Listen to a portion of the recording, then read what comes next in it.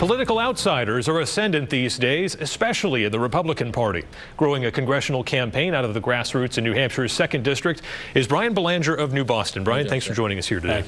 So it's a 5-candidate race in CD2 among the Republicans. How do you stand out, and why do you think you can win? Well, Adam, it's come to me that the Granite Staters are looking for someone different. They don't want the political machine. They don't want the lawyers, the doctors, bureaucrats. They want someone who's going to represent them and who wants to speak for them. That's just a consensus I've been getting traveling around the state this last year, and that's what I want to give them. I want to take we the people back to Congress for New Hampshire and the Granite State. What are some of the top issues that we would know you for as a congressman?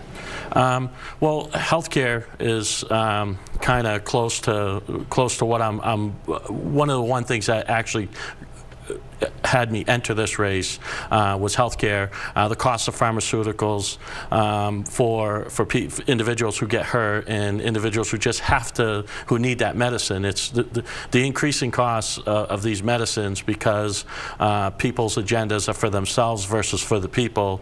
It just drives the cost up, and it hurts Granite Staters and people across the country, and that's kind of what I want to try and change. And you know, I'm not scared to say things, and I'm not scared to stand out there and take the punches. So I'll do it for the Granite State. What kind of changes would you want to make to Obamacare? Well, I would like to make sure that I would like to see that all my constituents can get health care where it's needed, can get treatment where it's needed. You know, our veterans, some veterans are having a hard time getting health care, and I know our president's working on that in the administration, but we need help. We got to stop the fighting amongst ourselves, and we need to get back to grassroots and get back to when it was we the people, you know, back in that little room in Philadelphia where everybody came together and actually you know, discussed and got things done. That kind of unity is obviously fairly elusive these days, and some would say that President Trump is driving a lot of the division in Washington. If you were in Congress, would we see you as a strong ally of President Trump?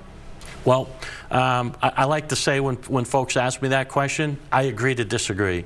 You know, there's some things I agree on, some things I would disagree on. And if I disagree on those, on any issue, I would stand out and I would try to rectify those differences by bringing our parties together, try and step across the aisle and say, because I've spoken to Democrats in the Granite State and Independents and Green Party, and it's one thing to not talk to them, and it's one thing to try and bring them all together, and that's what I'm trying to do, is bring we the people as a consensus back to Washington. And why don't you give us one of each? What's something that President Trump is doing well or doing right in your opinion, and what's something where he's got it wrong? Well, I think the tax benefits that we're going to have coming up, it's going to help about 85 to 90% of the Granite Staters are going to have a little extra income in there and for their families, and I feel he's doing you know, he stepped up to the table with Korea.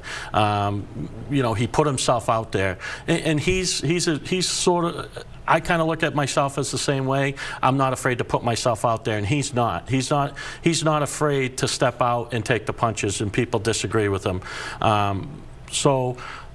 With that aspects, I believe that we're going to work on health care, because that's something he's starting to tackle on now. And I believe if I can get to Washington, I'll be an ally with him to help try and get everybody health care in the United States and for the Granite State, try and reduce the opioid process. So these are just some of the areas that I'm trying to tackle, and it's like I said, I can't do it all myself. It takes we the people to do it. Yeah. A point of disagreement though, somewhere where something he's done where you said to yourself, gosh, I don't really agree with that. Wish he'd put the Twitter away a little bit.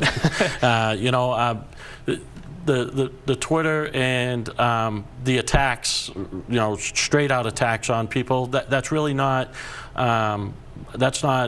American. I mean, to me, it's not how I was brought up. You know, my dad's always taught us to respect people, and when you give respect, you get respect. So I think if he kind of gives a little more respect, he might get a little bit. You know, what's the saying is you catch more flies with honey, right? I mean, some of the areas there was I didn't agree with how they started the health care, but that got shot down. So hopefully this next round we'll be able to make things happen. What do you think about this debate that's sort of inflaming Washington right now around immigration, but whether these families that are coming seeking asylum in the country, whether the children and parents should be separated for extended periods of time? I believe that the families shouldn't be separated. I believe that if they have to take the children away from the parents so that they can, you know, be sure that the children are healthy, give them examinations. I mean, I believe that we should be able to, you know, process the adults and take the children and get the children processed. But the families need to get back together. And then whether we bring them back to their country or we set them on the path to citizenship, that's the discussion that we have to have. $25 billion to build a wall on the border with Mexico. Is that money well spent? I believe so. I believe it's going to combat two different situations. It's going to help us with drug problems coming over, and it's going to help reduce the actual border crossings that we have. I know we have electronic surveillance and we have guys out there. I just think that border wall is going to give us a little more security, and we're going to be able to put our resources where they're needed, where we can't build the wall. You mentioned drugs. Is there anything in regards to the opioid crisis, policies, things like that, ideas that you would like to see tried here in New Hampshire that we're not doing right now? Well, I think we need to. I think we need to make sure that the people who are distributing the drugs to individuals, schools, kids, we need to have harsher penalties for them, which I know we're working on right now. But again, we need to cross the aisle. We need to everybody get together and agree that someone who's trying to sell your children drugs should not be tolerated. That person should have stiff penalties, and they should be dealt with. We've talked before, and you've mentioned the idea that regular people really haven't really caught a break in a long time. How do you translate that into policy in Washington?